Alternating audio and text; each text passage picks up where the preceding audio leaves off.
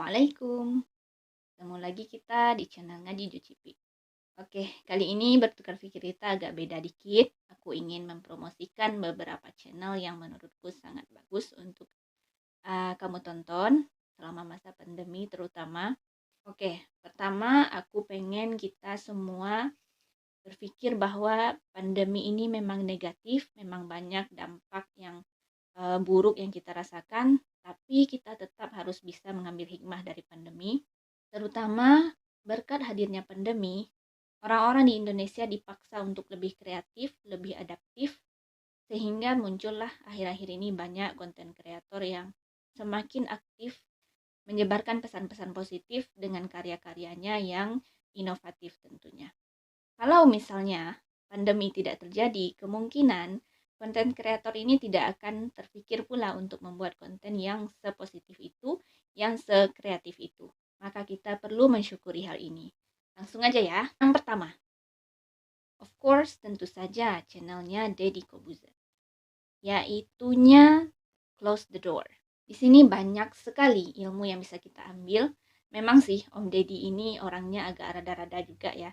Dia nggak hanya mendatangkan orang-orang yang ibaratnya nampak positif di masyarakat, tapi juga mendatangkan orang-orang yang agak sedikit berbeda. Tapi tetap kita bisa mengambil pelajaran dari sana. Aku rasa tetap konten-konten itu lebih banyak positifnya daripada negatifnya. Gitu. Oke, kalau aku pribadi mungkin podcast Om Deddy ini hampir semua sudah aku tonton, tapi ada sih beberapa yang enggak, yang memang kurang tertarik aja gitu. Salah satu yang paling aku suka itu saat podcast bareng Chef Juna. Chef Juna ini, wah, pola pikirnya, cara dia ngomong, cara merespon itu terlihat sangat pintar sekali, terlihat sangat, pokoknya pola pikirnya itu keren deh pokoknya. Kamu bisa lihat sendiri nanti ya.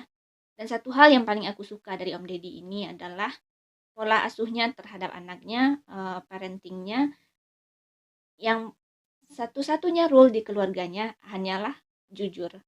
Nggak boleh ada kebohongan di antara anak sama ayah gitu. Dan itu kurasa memang pondasi paling awal untuk sebuah hubungan apapun. Jadi dia baginya nggak masalah sih anaknya ini nakal, kayak anaknya bodoh kayak di sekolah, anaknya ngelakuin apa, yang penting jujur. Jadi menurutku itu sangat bagus sih. Ya. Karena di saat kita membebaskan, di saat kita itu kan ibaratnya memberikan tanggung jawab sebesar-besarnya bahwa kita percaya sama dia.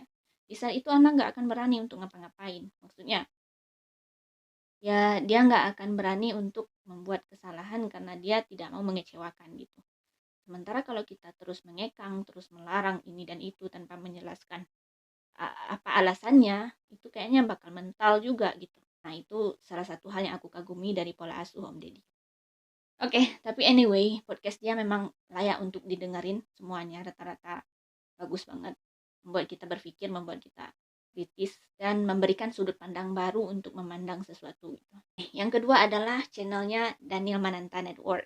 Kalau Om Deddy tadi adalah salah satu podcast yang menginspirasi konten kreator lain untuk ikutan membuat podcast. Kalau Daniel Mananta ini termasuk konten pertama yang menginspirasi toleransi antar agama. Jadi menurutku pelopor untuk toleransi beragama itu kontennya. Ya ini sejauh pengetahuanku ya, sejauh yang aku lihat di YouTube gitu. Daniel Mananta inilah yang pertama mempelopori gimana sih harusnya kita menyikapi perbedaan beragama itu gitu. Toleransi beragama itu gimana sih sebenarnya cara mengaplikasikannya di kehidupan gitu. Nah, bagus sekali kontennya, membuat kita berpikir itu lebih dewasa, menyikapi perbedaan lebih bijak, karena dia tidak hanya membahas satu agama gitu.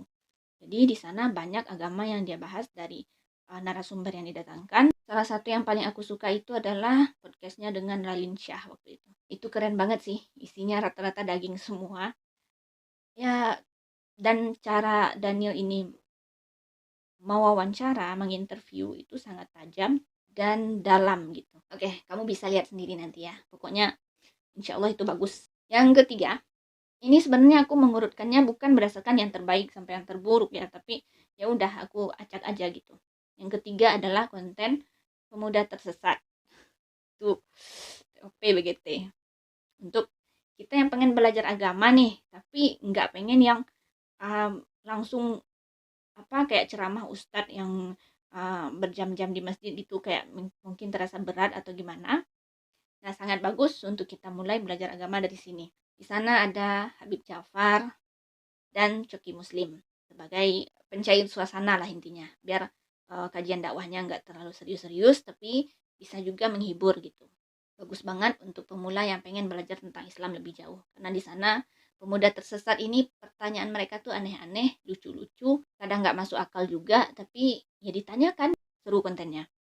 Terus dari sana kita menuju yang keempat, channelnya Habib Ja'far, itu Jeda Nulis. Gimana ya, menurutku Islam itu kan rahmatan lil alamin ya, rahmat bagi semua alam gitu.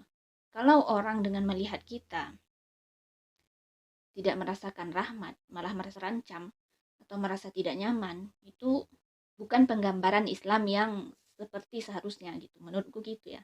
Itulah yang dilakukan oleh Habib Ja'far. Dan beliau pernah bilang gini, orang yang non-muslim, gak peduli dia beragama atau enggak ya, yang penting non-muslim, tidak pernah membaca Al-Quran, tidak pernah membaca hadis, karena mereka memang tidak Islam. Tapi mereka akan membaca sikap kamu, akan membaca akhlak kita, sehingga tunjukkanlah akhlak Islam kepada mereka, sehingga mereka akan tertarik dengan Islam gitu.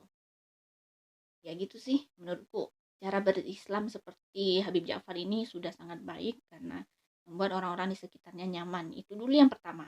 Di saat orang udah nyaman, orang akan tertarik untuk bertanya gitu kan. Benar-benar kelihatan toleransi beragamanya itu gimana. Coba dilihat channel beliau. Oke, yang kelima adalah channelnya Bapak Gita Wirjawan. Beliau adalah mantan Menteri Perdagangan era SBY. Wah, itu podcast yang beliau sajikan di playlist Endgame itu keren semuanya, keren banget semuanya. Salah satu yang paling aku suka itu adalah yang baru-baru ini aku dengar, yang bersama Emil Salim. Bapak Emil Salim adalah mantan Menteri Lingkungan Hidup pada masa Soeharto. Aku kasih cuplikan videonya dikit. Saya bilang, wah, tidak mengerti saya itu. Ya. Baru ayah yakinkan kau ini adalah anak jajahan. Wow. Ketrum. Tapi kata ayah, otakmu tidak dijajah. Wah, itu semua, itu baru di menit-menit awal dan aku merinding dengarnya gitu. Video lain yang aku sangat suka juga adalah dengan narasumber Bante Utamo. Beliau ini adalah seorang Buddhis. Salah satu pelajaran yang sangat bagus yang beliau ajarkan adalah tentang bahwa manusia ini adalah jari tengah. Jangan di satu aja ya, nanti kesannya gimana gitu. Di saat kita begini, nah ini adalah orang di atas kita. Orang-orang yang lebih kaya, orang-orang yang lebih sehat, yang lebih terpandang, pokoknya semua orang yang di atas kita. Yang ini adalah orang-orang di bawah kita, yang lebih tidak sehat, yang lebih kurang secara ekonomi, lebih susah kehidupan sosialnya atau gimana. Jadi kita nggak perlu bersedih hati melihat ini karena masih ada orang di bawah, tapi jangan sombong juga dengan ini karena merasa kita di atas padahal masih ada yang lebih di atas kita gitu. Jadi pokoknya penggambaran manusia sebagai jari tengah itu keren banget sih. Oke. Dan banyak narasumber lain yang juga sangat keren. Pokoknya silakan dilihat sendiri di playlistnya Endgame. Selanjutnya adalah di channelnya Cak Nun. Nah, Cak Nun ini adalah salah satu tokoh yang sangat menginspirasi Ustadz Felix hingga akhirnya beliau masuk Islam. Dan itu, wah, pemikirannya keren banget deh. Dan pemikiran anaknya, Mas Sabrang, kalau kalian tahu itu vokalisnya band Leto dulu ya. Nah, cerdas sekali, logis sekali, dan saintis sekali. Pokoknya semua logika-logika dia itu diterapkannya dalam cara pandang dia terhadap agama. Jadi dia benar-benar mencari agama itu lewat berpikir gitu, sebagaimana Allah menyuruh kita seperti itu kan sebenarnya. Dan konten ngobrol asyik anak dan bapak. Nah, itu playlist yang ada di channelnya Cak Nun yang aku sangat suka, dimana itu menyajikan tukar fikirnya antara seorang bapak dan anak gitu. Dan tidak jarang Cak Nun ini belajar dari anaknya sendiri, dan itu pola didik yang sangat bagus juga menurutku, mengakui bahwa kita orang tua nggak selamanya benar, kita bisa belajar dari anak gitu kan. Terus playlistnya yang paksa bicara. Nah di situ konten monolognya Mas Sabrang dengan pemikiran-pemikirannya yang cerdas, yang sangat logis sekali, dan aku pengen banget sih sebenarnya Mas Sabrang ini ketemu dengan Coki Pardede. Kira-kira gimana tuh bentuknya gitu. Ya semoga suatu hari. Ya silakan dilihat sendiri kontennya Cak Nun, bagus, recommended. Selanjutnya aku udah lupa yang keberapanya. Selanjutnya adalah The Leonardos. Nah, The Leonardo ini si Onat, mantan musisi. Bagus banget juga kontennya, tapi aku cuman melihat yang Journey of Religion, jadi petualangan si Onat ini mencari Tuhan gitulah ibaratnya, dengan mendatangkan tokoh-tokoh di setiap agama gitu. Ada agama Islam, ada agama Buddha, agama Kristen, pokoknya dia mendatangkan berbagai macam tokoh agama. Dan di sana itu podcastnya keren banget dan bagus banget menurutku. Gimana cara Onat ini mewawancaranya, bertanya memang berdasarkan apa yang selama ini dia ingin ketahui gitu. Itu bagus banget. Oke, yang tadi itu mungkin sebanyak itu tadi yang aku sebutin adalah yang berdasarkan ke pemikiran gitu ya. Nah sekarang kita masuk ke perasaan, mental health. Ada pakai hati kita. Pakai hati kita ini sebenarnya dia ngobrol asik juga, mendatangkan narasumber yang berbeda-beda juga, yang kekinian, tapi dia lebih banyak mengenai perasaan gitu, lebih banyak membahasnya. Pokoknya cara pendekatan yang dia pakai itu adalah dengan emosi, perasaan. Kita manusia ini lebih bisa memakai hati kita, makanya nama channelnya itu. Nah terus ada kontennya Marshanda, channelnya Mars. Di sana itu wah, aku setiap kali dengar kisah dia tentang masalah mental health, mental issue, itu aku sering nangis nontonnya, jujur ya. Pokoknya dapat banget feel-nya, semua yang diomongin Marshanda itu benar-benar real, dan sampai kita merasakan gitu, sampai kita merasa terhubung sama dia. Di sana kita akan diajarkan bagaimana pentingnya kita berbicara dengan diri sendiri, meminta maaf kepada diri sendiri, berterima kasih kepada diri sendiri karena udah bertahan sejauh ini. Silakan kamu lihat channel dia karena insya Allah sangat membantu banget. Terus ada Puella. Puella itu channelnya Cinta Laura. Di acara Bicara Cinta dia juga banyak mendatangkan gimana tentang mental issue dan berbagai topik lainnya yang kurasa bagus juga untuk kita perhatikan dan kita dengar, karena gaya dia penyampaiannya dan gaya dia wawancara itu sangat cerdas dan sangat kekinian sehingga nggak boring. Ya silahkan lihat sendiri. Nah terus channelnya Gita Savitri Devi, aku sangat suka dengan kontennya yang beropini. Jujur aku membuat konten bertukar pikir ini karena terinspirasi dari beropininya dia gitu. Dan di sana Mbak Gita sangat cerdas banget, pokoknya semua pembahasan yang dia bahas itu ilmiah banget, masuk akal banget semuanya, dan kekinian gitu. Cara dia ngebawainya santai. Ya intinya aku sangat suka dengan konten beropini itu, dan mungkin sudah semuanya yang aku dengar. Ada sekitar 70-an lebih. Akan dilihat aja kalau penasaran ya. Selanjutnya podcast Ruang Sandi. Ya, beliau ini sekarang Menteri Pariwisatanya Indonesia ya.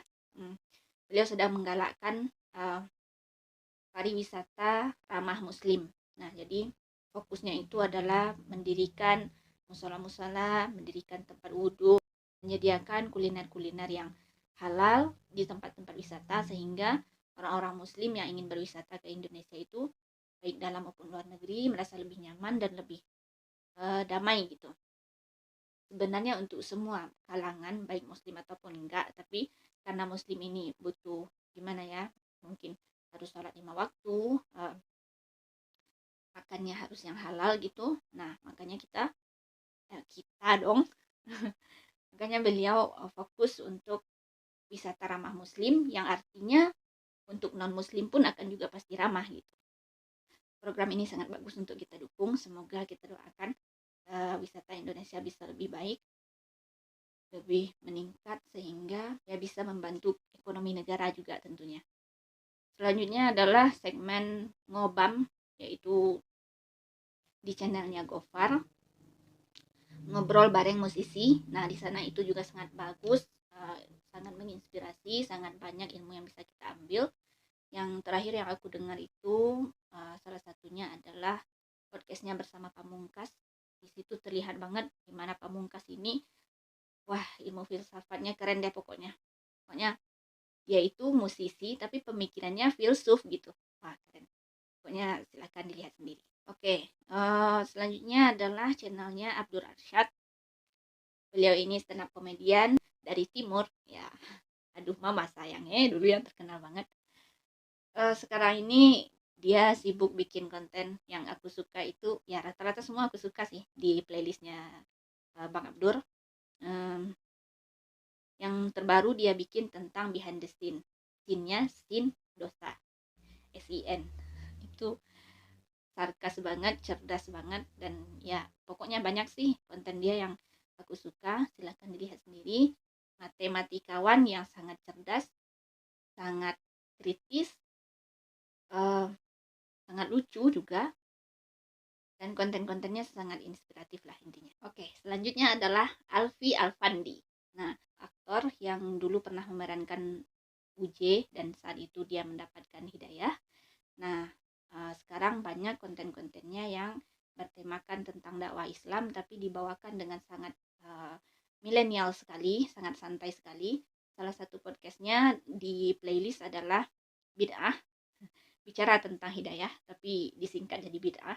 Nah, silahkan dilihat sendiri, insya Allah keren-keren kontennya. Dan yang terakhir adalah ini sebenarnya nggak pribadi, ini kayaknya bersama komunitas gitu, channelnya 1%. 1% adalah channel edukasi yang dia itu memberikan wawasan tentang hal-hal yang tidak didapatkan dari sekolah. Jadi motivasi awal dia membuka channel itu adalah karena gitu, karena banyak ilmu hidup yang tidak bisa kita dapatkan dari sekolah, sehingga dia bikinlah kurikulum sendiri, dia bikin channel itu, dan isinya sangat menarik, sangat bagus, sangat kekinian. Moto mereka adalah menebarkan ilmu sehingga masyarakat dan kita-kita bisa menjadi lebih baik setidaknya 1% setiap hari. Nah gitu kira-kira. Itu menurutku yang channel recommended banget untuk kamu lihat selama pandemi, terutama karena banyak di rumah juga kan, banyak nggak beraktivitas.